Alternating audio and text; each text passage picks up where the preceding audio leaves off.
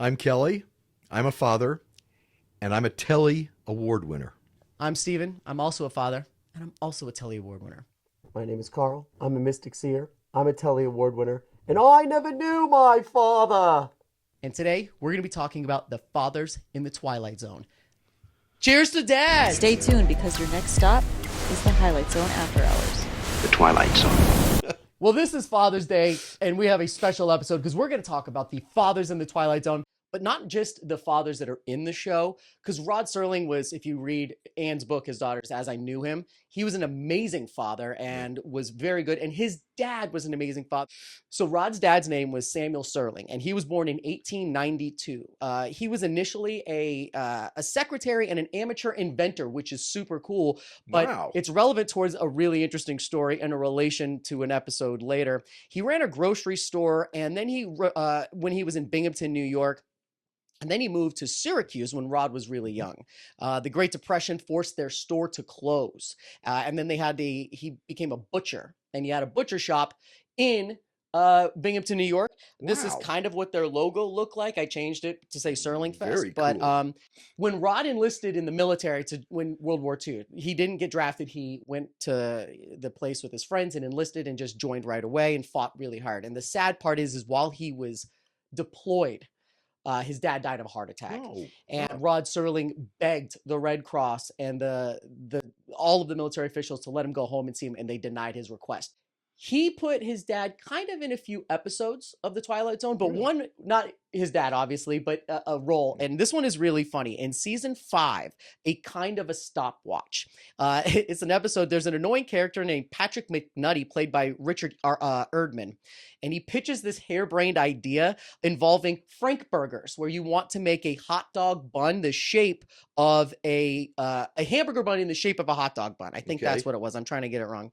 This was based on an actual pitch idea that his dad had. His dad dreamed of getting out of the butcher thing and franchising and going on, but like he was an inventor, he thought it was a really cool thing, and it kind of stuck. So Rod put him in that one. So it's a gentle nod. He was going to make round hot dogs. That's what he was going to do. That's what in this stupid episode. He made the crap. Yeah, absolutely. So might as well, right? You can shape it however you want. Yeah, exactly. So that was kind of funny, but he did kind of give him a nod to that. He also, as Rod is a dad, like we talked about before, has given nods to his kids. My favorite is in The Hitchhiker. Nan Adams is literally named after his daughter, Anne. He had 2 daughters, obviously has 2 daughters. It's Anne, like I was just saying, and Jodi, and they're both going to be at Serling Fest this year. Nice. I cannot wait to meet them. It's going to be really fantastic. But I highly recommend, if you haven't read the book, go read her book, which is called As I Knew Him. It is a gut-wrenchingly sad tale. The things that she went through when Rod died was just I can't imagine, because the relationship between those two was just like this. Wow. They were never ever apart. They were always together, and Rod was such a good dad. He always spent time to make sure that Anne's friends were approachable and that there wasn't any weirdness. He really liked the cool dynamic of having kids. He would be the one, she says that a bunch of times, her friends always said, yeah, that guy was the one that was laying on the floor roughhousing with the dogs. Very much like what you would do. It still very is. Cool. Just like right now with Roger downstairs. So it's a sweet story, and he was a really fantastic dad. Awesome. And he used to write letters to his dad when he was in the service, and the letters are in Anne's book, and you can read what they wrote, and she has them archived, the real ones, and it's absolutely amazing, because back then the letters took weeks, months to get to each other. Sure. They would write each other literally every day, and they would go back and forth. And his dad had some very harsh words for him. He did not like him enlisting in the military. Really? He thought that was a misaligned idea. He liked how tough he was about it and everything, but he didn't like it. He thought that it was too risky, and him fighting to be in a paratrooper position was dangerous, which it obviously was. And but the dynamic is great. So go pick up her book, because it is really good. It's cool. An awesome Father's Day gift, because she really talks about how cool it was having him as a dad, and how there was never really any weirdness. Everyone always went over to her house like, oh no, that's the guy from TV, that's the scary guy. Then minutes later, they would just be like, oh, that's the goofy guy riding around in the backyard, rolling around with the dogs. And you know, they always had a dog that escaped, and he would go and get the dog and yell at him and stuff. So just a sweet guy, obviously the one that we know. But the side that you don't ever hear about is him being such a sweetheart and a dad. You know he's a clever guy and a brilliant writer, and he has scary stories to tell. But I highly recommend go pick it up. What would you say to a stopwatch that when somebody pushes it, everything stops in midair? Why don't you run away and get lost, McNulty? So cheers to stuff. Rod Serling and his dad, and to Jodi and Anne. Happy Father's Day to them. We're going to go into talking about some of the fathers in the Twilight Zone. The fathers of the Twilight Zone. There are 5 that I brought up that I think are very worthwhile to bring up. I'm going to bring up pictures and stuff like that right here. We're going to discuss them. We're not going to do retellings, but we're just going to quickly go over them. And here we go. The one that you brought up earlier. Season 1, episode 5. Walking distance. What I really wanted to go into was Martin and his dad, Robert. There's the cool scene when the one you described, is when he first meets him, the dad, the actual dad, he doesn't even recognize him at first, which I always thought was kind of weird. Wouldn't you recognize your own kid growing up? But maybe not, you know? I don't think you would, because it doesn't fit your reality. Right. But he doesn't, and then he just kind of kicks him out of there. What he does later when he finds the wallet is one of the best moments, because he, like what you said, he just levels with him and he's like, you're not supposed to be here. And I always thought that to be so charming and so like mystical and so cool. A good dad would talk like he believes him. He believes him, and that's critical. I love that dad. Okay. It's a great character. Really good season 1, episode 5. Go check it out. All right. So the next one, I'm going to go a little bit different here, and I'm going to skip to season 5, episode 6. Talkie Tina and the Living Doll. Oh my God. And the dad in this one is Eric Strader, and it was played by Terry Savalas. But I like him as a dad in this one because he's so bad. He's a really good villain, and you hate him. The way that he interacts with the daughter and the wife is so scary. And you know what's great is the daughter, his stepdaughter, is a fantastic actress. When she starts crying when he takes it away, it hurts your heart. You're like, give it back, even though you know it's a sadistic doll. But he at the end obviously kind of gets his comeuppance. He falls down the stairs because Talkie Tina was there. And it's just a great dad. Breaks his neck and dies. Yep, basically. it's fantastic. All right. So the next one is The Masks, which is also season 5, episode 35. So that's another bad dad. Actually, he's a good dad. It's bad kids. You know what? He's an honest dad treating brats. Yeah. Okay. And who are adults, but still brats. I think I'm correct on this. It's his daughter's shitty husband. And then a son. And then a grandson. Yeah. Okay. So it's 2 kids. It's a haunting tale of greed and deception and kind of understanding when you know your kids are douchebags, this is the way to do it. And it's just fantastic. But it's acted super well by Jason Foster. No, I'm sorry. The character is Jason Foster. He's played by Robert Keith, who was fantastic. Oh, he was amazing. Good dialogue. I love a good biting dialogue. Oh, man. His honesty with them. Again, the way he describes each and every one of them is so spot on. It's bitey. And it's believable. Yeah. He's not reading a script. He's like telling these kids, this is what you are, and this is what you are. You don't believe it? Anyway, it's just an awesome show with a fantastic ending. Yep, so go check out that one.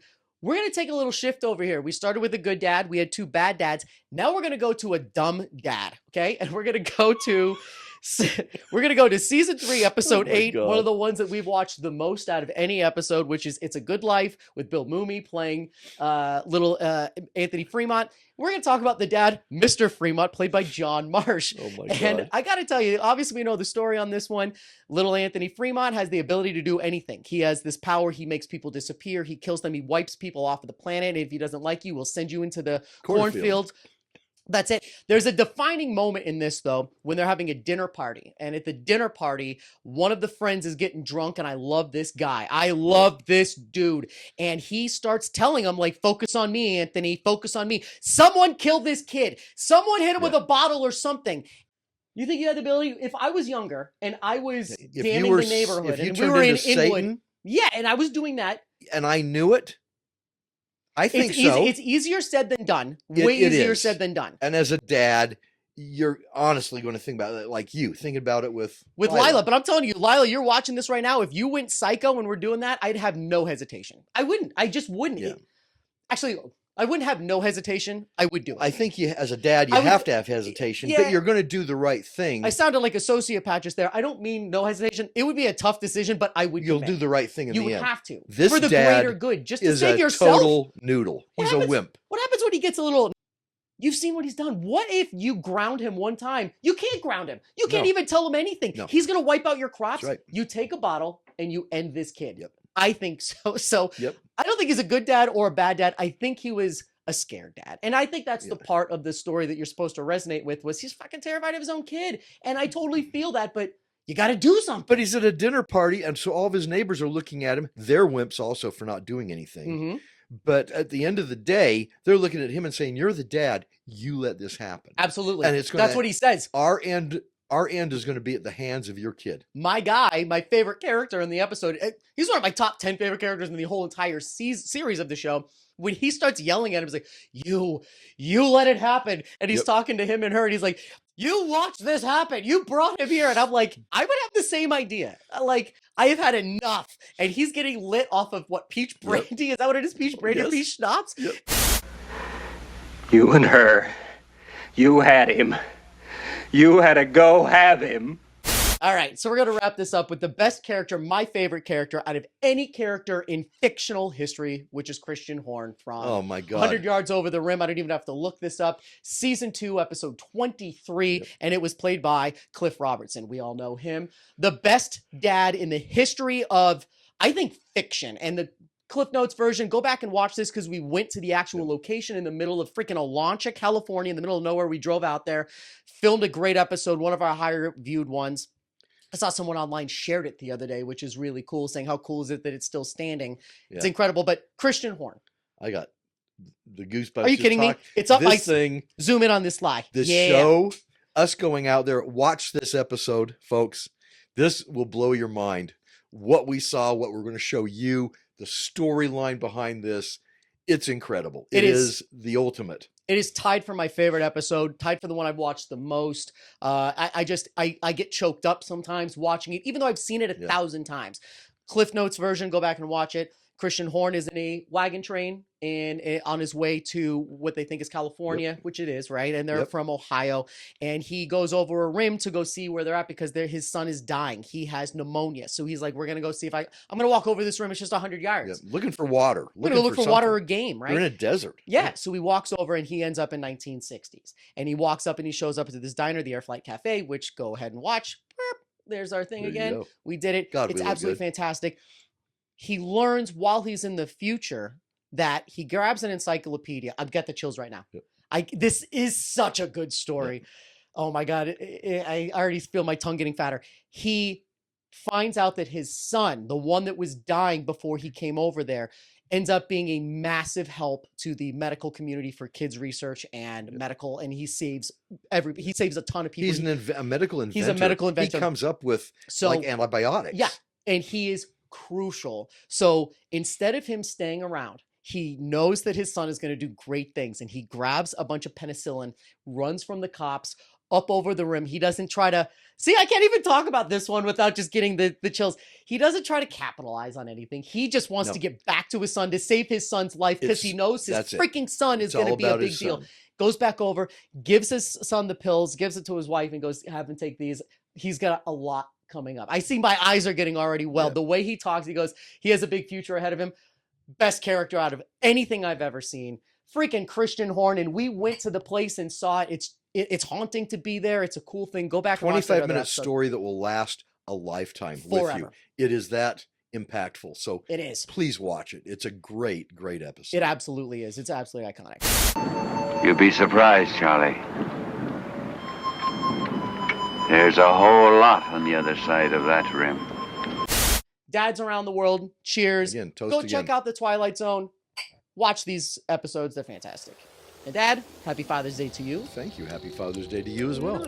We will see you in another dimension. Thanks for joining us, everybody. Makes you wonder, doesn't it? Where is this place and when is it? The answer is, it doesn't make any difference. Can you say eggs? Steve is.